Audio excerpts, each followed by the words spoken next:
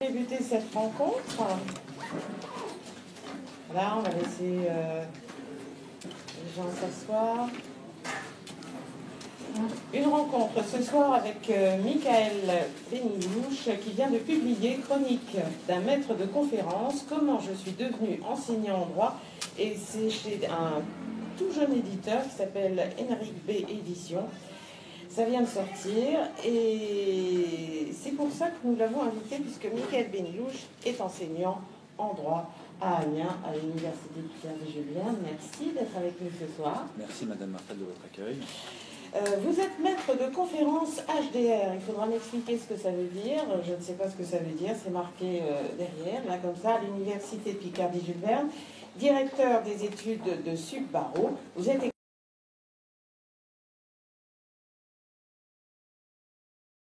Assez rapidement, quand la question s'est posée, j'ai souhaité diriger une thèse, diriger le cas échéant aussi des diplômes, m'impliquer davantage dans l'œuvre de mon université, dans la recherche. Donc il a fallu que je passe le diplôme supplémentaire, qui est un stade un petit peu intermédiaire entre celui de maître de conférence et celui de professeur, pour diriger des thèses, dont la thèse de l'excellent Anthony Alexandre, qui est ici parmi nous. Pourquoi avoir écrit cet ouvrage ? J'ai écrit cet ouvrage parce que justement, cette profession-là, cette fonction spécifique de maître de conférence, elle est assez méconnue. Les étudiants, ils opèrent parfois un certain nombre de confusions par rapport à ça. La personne qui est face à eux en amphi, ils le considèrent comme étant le prof. Or, il y a véritablement, entre le prof et le maître de conférence, déjà une différence de statut. Pourtant, c'est parfois devant le maître de conférence que l'on va devoir suivre les cours. Alors, qu'est-ce qui va justifier cette différence de statut ? J'ai justement essayé de l'expliquer dans l'ouvrage. Et est-ce que... Non, ça c'est une question que je garderai pour la fin. C'est la réaction des pairs, ça vous pourrez y réfléchir, je vous la garde pour la fin. C'est quoi un maître de conférence ? Quelle est sa mission ? Alors, la mission du maître de conférence, ça va être d'abord de professer un enseignement. C'est-à-dire qu'il a une charge de cours, il doit être à la fois enseignant et chercheur. Les deux tâches doivent être menées de pair. La seule difficulté, c'est que pour l'avancement de carrière, ce qui est davantage pris en compte, c'est les fonctions de chercheur. Celles d'enseignant, pas du tout. Donc les fonctions de chercheur, si je vous suis bien, c'est les publications, les articles qu'on va publier régulièrement sur différents sujets. Oui, tout à fait. Tout en ne s'enfermant pas dans sa spécialité. Oui, il ne faut pas s'enfermer dans ça. Alors, bien évidemment, il y a toujours plusieurs chapitres. Le critère mis en œuvre.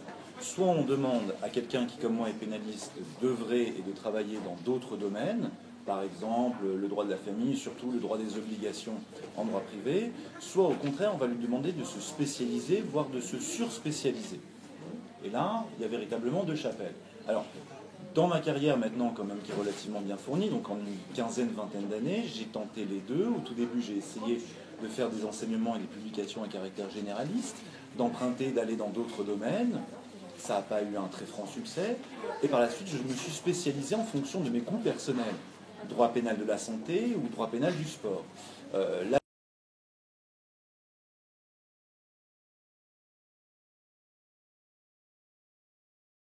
Avec cette classe, nous avons la pire copie qui m'ait jamais été donnée de corriger. J'ai mis un demi sur 20, bravo Monsieur Benilouche. J'étais très surpris, il l'a annoncé ça dans tous ses TD. J'ai eu beaucoup d'amis par la suite, j'étais très content, je comprenais rien, je travaillais pas et puis j'étais complètement désabusé. Et ça c'est... Et je pense qu'il y a un aspect de ma vocation qui est très à ça, c'est-à-dire que concrètement, à ce moment-là, je me suis rendu compte à quel point, quand on a un chargé de cours ou un chargé d'enseignement qui dévalorise ses étudiants, c'est quelque chose qui laisse des séquelles profondes. Alors j'ai peut-être cette chance-là d'avoir du ressort, comme on dit, mais pour autant, c'est un discours qui est absolument abominable. Moi, je ne supporte pas quand je vois des collègues qui me disent « telle promo est nulle, tel ou tel étudiant est catastrophique ». Non, il faut peut-être un petit peu se remettre en cause en amont et envisager d'autres façons d'enseigner ou en tout cas de faire partager ses connaissances. Est-ce que vous diriez que justement votre vocation est née en deuxième année ? Parce qu'il vous a fallu découvrir ce qu'était le travail, il vous a fallu subir ce genre d'humiliation, parce que c'est une humiliation, et de ce fait, finalement, vous vous êtes dit, non, je vais lui prouver, parce qu'à un moment, vous parlez de Rocky aussi, oui. La revanche, et ça. je vais y aller. J'adore beaucoup vos références cinématographiques. Ah oui, il y en a quand même des tartines. Ah oui, c'était sympathique. La difficulté, j'aimerais beaucoup vous dire oui, mais en réalité, il y a un autre aspect qui me plaisait profondément, c'est l'aspect de show et de représentation. J'ai eu un enseignant en deuxième année de droit, justement en droit administratif, alors le prof d'amphi, c'était Del Volvé, il était absolument exceptionnel. J'ai vu un prof qui donnait cours sans notes. Qui incarnait son cours. Complètement. Et il vivait son cours comme si son cours était passionnant. Or, c'était un cours abominable, selon moi. Et je voyais ça et je me disais, tiens, un jour, j'aimerais être à sa place. Et puis, j'ai été biberonné parce que ma maman également était enseignante. Et étant enseignante dans le secondaire, elle me racontait ces histoires où parfois, sur quelques images, je me souviens d'une fois où elle m'avait dit, voilà, mes collègues, ce qu'ils font, c'est qu'ils enseignent derrière une table. Et parfois, lorsque j'ai un problème avec ma classe, je vais devant la table. Et je crois que depuis, je n'ai jamais donné cours derrière une table, si vraiment je ne suis pas du tout en forme. Parce que dans cet aspect-là, on va à la rencontre des gens. Et la voix, de toute façon, ne va pas porter de la même façon. On va vers eux. On ne met pas entre les étudiants et soi une barrière. J'ai beaucoup réfléchi à cet aspect-là. Cette barrière, à mon sens, elle est contre-productive à l'échange. Quand on est face aux personnes, qu'on lit pas ses notes, qu'on les regarde, déjà, on crée une relation avec eux. Bien sûr. Alors, justement, vous parliez de votre mère, je vais la citer, puisqu'il y a des encadrés qui sont grisés dans le livre, et ce sont des témoignages qui viennent de tous horizons. Vous pourrez nous dire aussi comment vous les avez obtenus. Percevoir dans un regard une lueur de curiosité pour ce que l'on est en train de dire fait naître en soi le souhait et l'envie d'être à la hauteur de ce que l'on perçoit, de ce que l'on attend de vous. Ce sont les moins doués qui doivent retenir toute notre attention. Alors enseigner prend tout son sens. C'est en fait transmettre et tenter d'insuffler à ceux à qui l'on s'adresse ce que l'on sait, à condition de susciter leur intérêt et leur confiance. C'est pas petit ça, susciter leur intérêt et leur confiance. Ah oui. Donc il faut établir cette relation. C'est très délicat. Chaque nouvelle promotion, chaque nouveau cours, c'est un enjeu, avec parfois des réussites, mais quand même souvent des échecs de ce point de vue-là. Des échecs lorsqu'on se retrouve confronté à des étudiants qui, alors qu'on a un projet pédagogique à leur vendre, parce que c'est ça véritablement, lors du premier cours, il faut savoir se vendre et vendre le projet pédagogique. Quel peut être le projet pédagogique? Parfois c'est susciter simplement des vocations. Parfois c'est leur dire, à travers mon cours, je vais vous faire acquérir de la méthodologie. Bon, en deuxième année c'est radical, ce qu'il faut essayer de parvenir à faire. C'est à travers mon cours, je vais essayer de susciter chez vous le fait de commencer à aimer le droit et de voir à travers le droit toutes les perspectives sociétales qui s'y prêtent. C'est-à-dire que c'est un rapport à l'autre que je vous propose, un voyage. Et c'est ça, et c'est quelque chose de parfaitement délicat.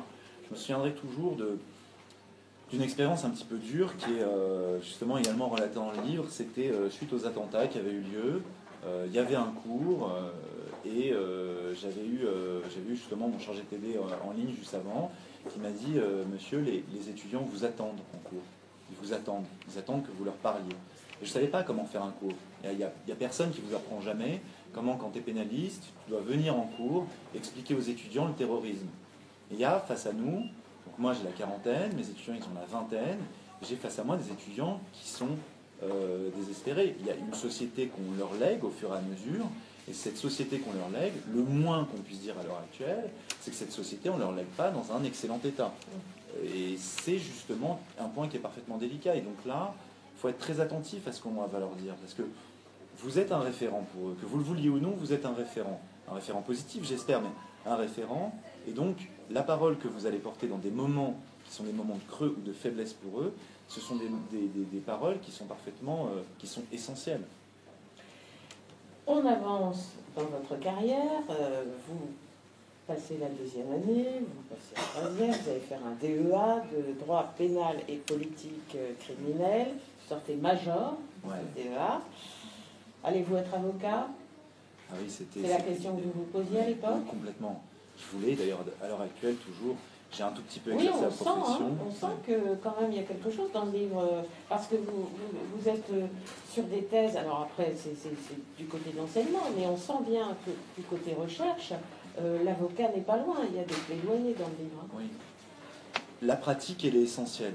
Mettre en valeur et puis surtout mettre en perspective ce que l'on fait, ce que l'on enseigne, c'est essentiel. Il y a toujours un aspect qui permet de faire comprendre aux étudiants quelque chose. Le premier jour, premier cours face aux étudiants, on arrive, on doit leur présenter la légalité pénale, c'est-à-dire ce qu'est le texte pénal. Il y a plusieurs façons de le faire. On développe les grands principes, ils s'y attendent, c'est ce que tout le monde attend de soi, ou on prend un exemple significatif. Et c'est par le biais de l'exemple qu'on va y venir. Alors souvent, c'est un exemple, ça va être une plaidoirie. Quand par exemple j'arrive face aux étudiants et je leur dis voilà, qu'est-ce que c'est pour vous la prison, ça sert à quoi? Moi ce que j'organise par la suite, c'est une visite en maison d'arrêt. Ça va être important. Quand je leur explique la légalité, je vais prendre un exemple d'actualité, qui va être un exemple souriant, une affaire qui est en train d'être jugée, ou encore cette année c'était quoi? Juste au moment de la rentrée, il y a l'adoption de l'infraction de revenge porn. Là je leur parle, et bien sûr ça leur parle à eux. Plutôt que de leur parler de l'incrimination et des spécificités ou des délicatesses du trafic d'influence, ce à quoi il faudrait expliquer pendant très longtemps ce à quoi ça correspond exactement. Non, là on va sur quelque chose qui leur parle directement, quelque chose de pratique, pour après, le cas échéant, essayer de monter la théorie. Mais il faut rendre le droit pratique. Il faut montrer justement quels sont les enjeux. On sent aussi dans le livre, alors bon, au sein de, une fois que vous rentrez à l'université, vous découvrez aussi les arcanes de cette maison, et à l'intérieur même des disciplines du droit, il y a aussi des frictions, et ça, j'ai découvert ça, c'est-à-dire entre pénalistes, privatistes, il y a peut-être aussi une dualité avec les gens qui font du droit public, je ne sais pas, ce sont peut-être des chapelles différentes. Oui, c'est ça, c'est-à-dire qu'il y a une sorte de petit jeu. En deuxième année, dans le cours que je dispense de droit pénal, en deuxième année, ils ont le choix entre des TD de droit public, des TD de droit privé. Puis par la suite, il faut qu'ils se spécialisent. Comme si par miracle, au cours d'un semestre, les étudiants seraient à même de choisir ce qui est bon pour eux. Par ailleurs, certains d'entre eux peuvent aussi choisir une autre option, c'est-à-dire celle de sciences politiques. Or, quelle que soit la branche choisie, là c'est délicat de leur dire récemment, il y en a beaucoup, quelle que soit la branche choisie, le pénal est essentiel. En droit public, c'est parfaitement essentiel. En privé, ça l'est tout autant, c'est rattaché au droit privé pour des raisons administratives. Et puis en sciences politiques, c'est une méthode de réflexion. J'ai des étudiants en mémoire de sciences politiques, par exemple. Là, l'idée de façon générale, c'est quoi? C'est-à-dire qu'il y a différentes chapelles, et la difficulté, c'est que ces chapelles, elles ont été créées il y a très longtemps. Il y a des modes de recrutement qui diffèrent un petit peu. Et la grande idée par la suite, c'est alors même que l'on travaille au sein d'une même université, chacun va essayer de faire en sorte de tirer véritablement les enseignements vers sa chapelle. Il y a eu, à un moment donné, alors c'était une période ancienne bien évidemment, où il y avait véritablement un décompte, une concurrence entre différentes chapelles. Est-ce qu'il y a plus de privatistes? Est-ce qu'il y a plus de publicistes? Et ainsi de suite. Ça, c'est une délicatesse, parce que quand on est à l'université, est-ce que je dois, moi, pénaliste, alors même que je sais qu'il y a des étudiants qui sont faits pour faire du droit public, pour faire des sciences politiques, est-ce que je dois systématiquement essayer de pousser ma propre discipline pour des étudiants qui manifestement ne sont pas faits pour celle-ci? Ça, c'est un aspect qui est délicat. C'est-à-dire, parfois, on se retrouve dans des réunions à venir à essayer de défendre un point de vue en disant, voilà, là où il faut se placer, pour bien conseiller l'étudiant, il faut se placer du point de vue de l'étudiant, pas du mien. Là, je dois dire que je me retrouve parfois en désaccord avec certaines personnes qui ne me disent pas du tout. Il faut leur dire, il faut faire ça. Non, on ne détient pas une vérité. Ou si on détient une vérité, il faut que cette vérité, elle puisse être contredite par d'autres. Et ça, c'est une grande difficulté, parce qu'on sait très bien qu'il y a des étudiants qui vont venir vers nous parce qu'ils ressentent quelque chose de particulier, c'est-à-dire que concrètement, ils ont une affinité avec la matière, avec vous-même, etc. Mais il va falloir les conseiller de façon la plus objective possible. Il va falloir aussi leur conseiller d'aller voir ailleurs et de discuter avec d'autres personnes. Et peut-être aussi de les conseiller et de savoir enrichir leur savoir pour qu'ils exercent un véritable métier, pas simplement être diplômés. Ça, c'est essentiel. Alors ça, c'est essentiel, c'est un des aspects qui est important. C'est-à-dire qu'il faut que les étudiants, le plus tôt possible, soient conduits à rencontrer des professionnels de différentes branches. En première ou deuxième année, souvent quand on interroge les étudiants, ils ne savent pas quels sont les différents débouchés. Il n'y a pas que avocat quand on fait du droit. Il y a magistrat, et encore il n'y a pas magistrat que de l'ordre judiciaire, il y a magistrat aussi des juridictions administratives, il y a des concours administratifs qui sont préparés, il peut y avoir aussi la profession d'huissier, de greffier, il peut y avoir la profession de juriste, la profession de DRH aussi peut s'y rattacher, et puis aussi le droit conduit parfois et devrait conduire davantage aussi à la profession de journaliste. Là, il y a des choses incroyables qu'on peut lire actuellement. On a une campagne qui est absolument exceptionnelle. On peut lire des choses incroyables dans les médias. Et on se demande si une petite formation juridique pour les féministes ne serait pas quelque chose de plus... de nécessaire, ah oui, peut-être. Indispensable. Hein, voilà. Il y a à l'intérieur, vous donnez plein de conseils aussi. Vous réfléchissez à haute voix en disant, bah, ça, si je l'avais su quand j'étais en première année, peut-être que si on m'avait expliqué mieux la méthodologie ou l'esprit du droit, ou comment je devais envisager mes études de droit, d'abord, vous auriez peut-être été moins touriste, mais vous auriez certainement moins peiné en deuxième année pour avoir cette année. Et justement, il y a un moment important aussi dans votre carrière, c'est la thèse. Oui. Comment choisit-on son sujet de thèse? Il arrive comment, celui-là? Ah, ça, c'est une vague question. C'est difficile de répondre. Comment on choisit son sujet de thèse? Moi, je l'ai choisi en faisant un match de football. Mais je crois que la meilleure démarche, ça a été celle d'un de mes doctorants. Il a vraiment compris comment on devait procéder. Je suis approché dans le cadre du Master 2, dans le Master 2 dans lequel j'intervenais. Il vient à ma rencontre en me disant, voilà, moi j'aimerais faire ma thèse sur le terrorisme. Je lui dis, ah non, c'est une très mauvaise idée parce que, 1, je ne suis pas prof, 2, le sujet a déjà été traité de différentes façons, et 3 aussi, la thèse, vous savez, c'est difficile, c'est délicat, et ainsi de suite. Je pense que c'est pas un bon sujet. Il a dit, ah d'accord, très bien. Il est revenu une semaine plus tard en disant, j'ai réfléchi, ma thèse c'est avec vous ou c'est avec personne, je veux faire une thèse, je suis prêt à faire des recherches et je suis prêt à vous en convaincre, vous allez d'abord diriger mon mémoire. D'accord, très bien, j'ai face à moi quelqu'un qui est déterminé, qui par la suite veut faire son travail là-dessus, et puis on a reformulé à plusieurs reprises son sujet, on s'est vu à très nombreuses reprises. Je pense que la thèse c'est d'abord la rencontre entre un étudiant et sa propre histoire. On a envie d'écrire sur quelque chose en particulier.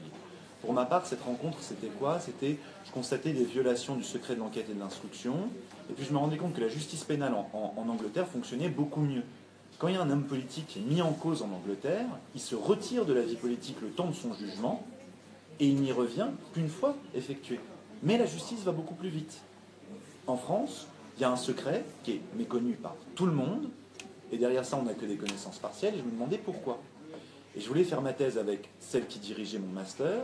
Moi, j'avais, je pense, une réflexion qui était une réflexion de ce point de vue-là, on va dire, je pensais à la suite aussi.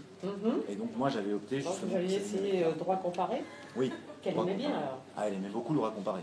Pour la convaincre, il fallait faire du droit comparé, il fallait la convaincre de ses différents aspects. Après, ça a été une rencontre. Alors, intellectuellement, c'est une rencontre qui est absolument brillante. Humainement, c'était une rencontre qui était assez improbable, puisque ce qu'elle m'avait dit sur ma thèse sont autant d'éléments que je ne dirai jamais à une personne. Déjà, elle m'avait dit, vous savez, donc après des années et des années de travail ensemble, des années aussi parfois d'insomnie, ou par exemple... J'ai oublié de demander, une thèse, c'est combien d'années? Une thèse aujourd'hui, théoriquement, ça devrait être 3 ans. En réalité, on est plus sur du 5-6 ans. Moi, j'ai fait ma thèse rapidement. Elle m'avait dit que la raison pour laquelle elle m'appréciait, elle appréciait mon travail, c'était parce qu'elle me trouvait rigolo. J'avais des fous rires, j'étais connu pour ça à la fac, j'avais des fous rires, voilà, c'était quelque chose qui était particulier. Et en dehors de ça, je lui avais rendu tout mon travail. La première fois, son retour, ça a été de me dire, vous savez, votre travail, il est plat et ennuyeux. Ça fait plaisir quand on rend 400 pages à une personne, qu'elle vous dit juste c'est plat et ennuyeux, ça fait extrêmement plaisir. Donc j'étais parti, j'étais blême. Elle m'avait rappelé 1 heure plus tard. Bon, moi, j'étais déjà dans un café en train de finir toutes les bouteilles de whisky qui pouvaient me tomber sous la main parce que je me suis dit 4 ans de travail à mettre à la poubelle, déjà. Et elle m'avait dit, non, mais je crois que vous n'avez pas compris ce que je vous ai dit. Vous êtes apte à soutenir maintenant. Ah bon? Oui, c'est plat et ennuyeux. Il va falloir changer ça. Vous avez 2 semaines. Par la suite, on prépare votre soutenance. Et donc là, ça a été quelque chose, un travail particulièrement ardu. C'était sa façon de procéder. Ça a bien fonctionné pour moi. Je ne suis pas certain que ça puisse fonctionner pour toute personne, parce que c'est vraiment à chaque fois un rapport qui est un rapport dur, humainement. Quand vous arrivez à Amiens, vous écrivez « J'ai fait la connaissance des enseignants sur place. Ils étaient tous affables, sympathiques et gentils, du moins avant la réunion. » Alors, c'est la réunion. Je tronque un peu, je fais un peu mon journaliste. Non, c'est la réunion sur les services. Tout à fait, c'est la réunion sur les services. Il a véritablement écrit son livre. La réunion... Alors, ce qui se passe, c'est qu'au départ, quand on arrive à la fac, tout le monde est gentil. tout le monde est gentil, on va vous expliquer, tiens, est-ce que tu veux pas intervenir dans mon master? Est-ce que tu veux pas écrire sur telle chose? Est-ce que tu veux pas non plus prendre tel ou tel cours? Et quand on arrive, on est très heureux d'arriver, donc on répond oui à tout le monde, on est très content, on se fait payer un nombre incroyable de café, on va dans des bureaux dans lesquels on ne retournera plus jamais par la suite, ça on ne le sait pas encore, et donc voilà, tout le monde vous aime bien, et puis vous arrivez lors d'une réunion, et là vous vous rendez compte qu'en fait, c'est le moment où il faut payer le prix de ce qui vient de se passer, c'est-à-dire on vous a fait comprendre qu'il fallait être redevable d'un tel et d'un tel. Et les personnes vous regardent, et quand elles prennent parti pour quelque chose, qu'il y a des votes qui sont effectués, ils vous regardent, ils vous scrutent en attendant de savoir ce que vous allez faire. C'est un piège, donc. Oui, c'est un piège. Enfin, c'est une forme de piège. Oui, c'est un piège. On s'en sort très bien, très rapidement, on se rend compte à qui on a affaire. Il y a des gens qui courbent les chines très facilement, puis il y en a d'autres qui ouvrent grand leur bouche très rapidement. Aussi. Oui. Donc après, il faut être sportif, costaud, requis, Oui, 2, 3, 4. Oui. Oui, ou bien faut se dire, enfin, il faut avoir un objectif à la fac. Il faut se dire, j'y suis pour telle et telle raison. Par exemple, j'y suis dans un optique carriériste, je souhaite obtenir tel statut, je ne sais pas moi, de responsable à tel ou tel niveau. Si on fait ça, il y a différents échelons à gravir, des gens dont on doit se rapprocher, bien évidemment. Il faut toujours bien s'entourer, s'arranger pour être bien copain, copine, ami avec celui qui dirige par la suite, pour à un moment donné l'écarter et expliquer qu'il a fait n'importe quoi quand on prend sa place. Ou bien, il faut avoir un objectif qui est un objectif déterminé. Pour ma part, l'objectif il était clairement établi. Dès le début, ça a été celui-ci. Le jour où je me rendrai compte que je suis un mauvais enseignant, qu'il y a meilleur que moi et que je ne suis pas utile aux étudiants, il faut que j'arrête. C'est tout. Soit on se focalise sur les étudiants, soit dans un objectif carriériste. Moi, j'aime bien les étudiants. Voilà ce que vous dites de votre premier cours. Je me sentais un peu comme Didier Deschamps lorsque le soir du 12 juillet 1998, il brandissait la Coupe du Monde de football devant un stade de France en folie et des centaines de millions de téléspectateurs. Il y avait de l'adrénaline alors. Ah oui, complètement. On arrive, donc moi je suis un gamin de 27 ans, je suis nommé maître de conférence, je suis très jeune, et je commence à enseigner en amphi, à Amiens, j'ai 400 étudiants face à moi, et quand je parle, ils écrivent. Quand je suis rigolo, que je décide de l'être, ils rient. Quand je dis le cours est fini, ils partent. Quand je dis c'est la pause, ils s'en vont. C'était quelque chose d'absolument incroyable. J'avais en moi une sorte de feu, et dans les premières secondes, j'étais très très agité, et puis au bout de quelques secondes, j'arrive à me mettre à souffler, et puis je me dis, voilà, regarde et profite. Et là, le fait ne serait-ce que de donner cours sans notes, c'est le moment où je me suis mis à profiter. Et c'était quelque chose qui m'a rempli de bonheur. Alors je sais que c'est un plaisir qui est totalement narcissique dans son essence, mais néanmoins, c'est quelque chose qui m'a beaucoup apporté et qui continue de m'apporter. C'est-à-dire, ça fait 14 ans maintenant que je fais ce cours-là. Alors j'ai découvert que par la suite, il y avait des enseignants qui ne changeaient pas leur cours d'une année sur l'autre. Pour ma part, ils changent chaque année. Et c'est à chaque fois un plaisir renouvelé. Parce qu'il y a de nouvelles rencontres. J'arrive face à un amphi, j'arrive face à des têtes que je ne connais pas, et je me dis toujours, il va falloir les convaincre. Tu as tant d'heures pour les convaincre. Et ça, c'est quelque chose, c'est assez incroyable. C'est assez grisant, visiblement, la façon dont vous le racontez. Alors effectivement, vous avez beaucoup d'humour parce que vous avez dégagé des profils de chargés de TD. Oui. Moi, je me demande si ça ne pourrait pas être dupliqué sur les maîtres de conférences et les profs. Hein. Ah oui, si, complètement. Oui. Parce que là, on parle que des chargés de TD, mais a priori, sur les professeurs et les maîtres de conférences, je pense que ça marche aussi. Il y a l'aigri, le stressé, le trop sympa ou le filou. Oui. Alors, faites-moi le portrait d'un. Alors, choisissez. Aigri, trop sympa, stressé, filou. Moi, le filou, je l'aime bien. Moi, oui, c'est une belle manipulation. C'est dommage, ça fait quelques années, hélas, que j'ai plus de filou dans mon équipe de chargé de travaux dirigés. Alors, le filou, il est incroyable. C'est le chargé de travaux dirigés. Il arrive déjà, il a été pistonné par à peu près la terre entière. Tout le monde vous a dit, je te préviens, il est fantastique, il est merveilleux, il a très bien eu son diplôme, mais il est très occupé. Alors on lui dit, viens, on va faire une réunion, on va se voir. Oui, pas de problème, je suis disponible quand tu veux. Alors on fixe la réunion avec les autres, bon, et le jour même de la réunion, alors là, ça tombe très mal, son chien est malade, sa grand-mère a mangé quelque chose de travers, ou encore il y a un problème, une difficulté qui se pose, il ne sera pas là. quel dommage, il n'est pas là. Mais il dit, ne t'inquiète pas, je suis joignable par téléphone. Bien évidemment, moi, ayant pris le pied maintenant, systématiquement, je vais l'appeler. Pas qu'une fois, 10 fois. Il est rarement joignable. Quand on arrive à la voir, je lui pose plein de questions, voilà. Et puis par la suite, pour la préparation des TD, qu'est-ce qu'il fait? Il contacte les autres chargés de TD. Alors souvent, je les mets en binôme, c'est-à-dire que les nouveaux, j'aime bien qu'ils côtoient les anciens chargés de TD, parce que, alors, au départ, je le présente bien aux anciens, parce que sinon, ils se vexent. Je dis, voilà, il y a un petit nouveau, il faut le pouponner, être gentil avec lui, il va monter ses TD. Mais en réalité, c'est aussi parfois pour que l'ancien, il écoute ce que veut faire le nouveau, et qu'il puisse lui-même pouvoir s'amender. Et là, donc, toute l'idée, c'est quoi? Il va contacter les autres en disant, bon, ce que je vous propose, on prépare chacun une séance de TD, on se les échange. Sauf que lui, il va se débrouiller pour ne jamais préparer sa séance de TD. Ensuite vient la période de correction des copies. Et là, il va essayer de s'arranger avec les étudiants. Il va troquer avec les étudiants. Il va dire aux étudiants, écoutez, bon, en gros, vos copies, elles sont pas mal. Ce que je vous propose de faire, bon, les copies, bien évidemment, il faut les annoter. Il annote pas. Parce qu'il dit, oui, si je vous mets des annotations, ça risque de vous vexer, de vous faire du mal. Donc je vous mets une note globale. Très bien, donc il ne respecte pas les méthodes pédagogiques, il ne fait pas les surveillances, les délibérations, et il ne vient pas non plus à les différentes réunions qui sont indispensables.